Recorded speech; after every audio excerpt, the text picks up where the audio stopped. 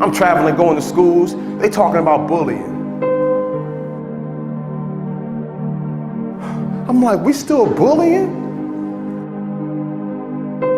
In 2018, with all that's going on in the world, we still picking on people smaller than us or people that's different than us, people that we don't think gonna speak up for themselves? That's really what a bully is.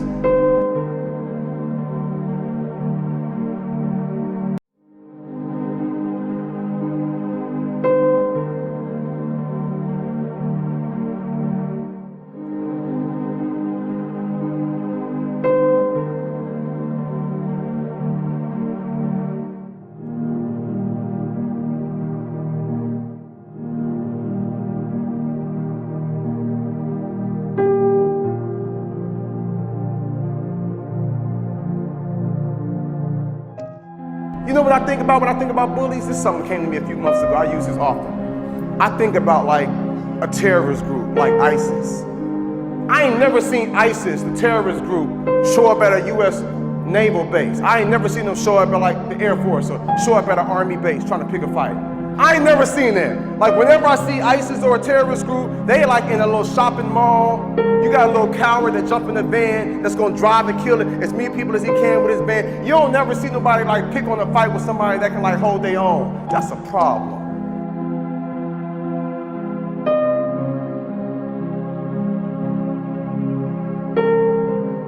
So when I come to schools, and I'm at schools, and I'm seeing a big guy pick on a little guy, or a girl that's really, really popular with all her friends, and she's talking bad about a girl that might not look like her, that she might not feel as cool as her. When I see that, I get frustrated because I'm like, you acting like a terrorist. Like, that's a problem.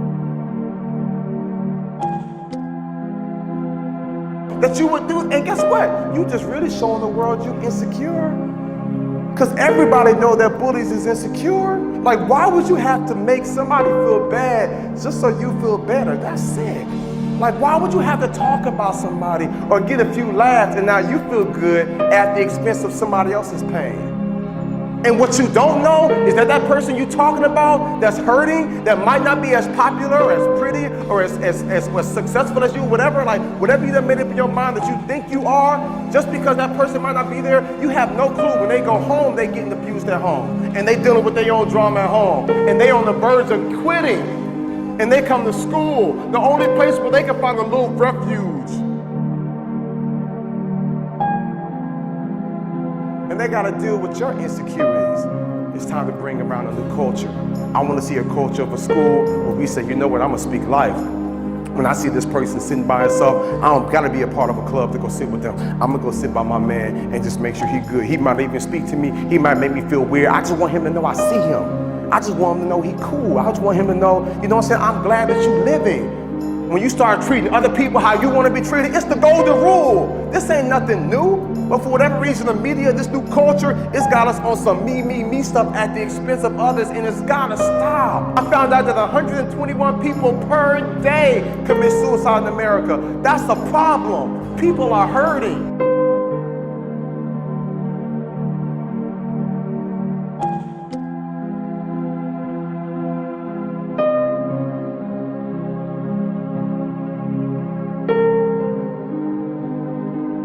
Recent research from the American Medical Association showed that 1 of every 4 teenagers has been cyberbullied at least once. 1 in 4. In the midst of a social media revolution, where more and more kids are getting on social media, and more of them are being cyberbullied. Social media has given kids immense power, but with that power comes a lot of responsibility. And unfortunately, teens can abuse that.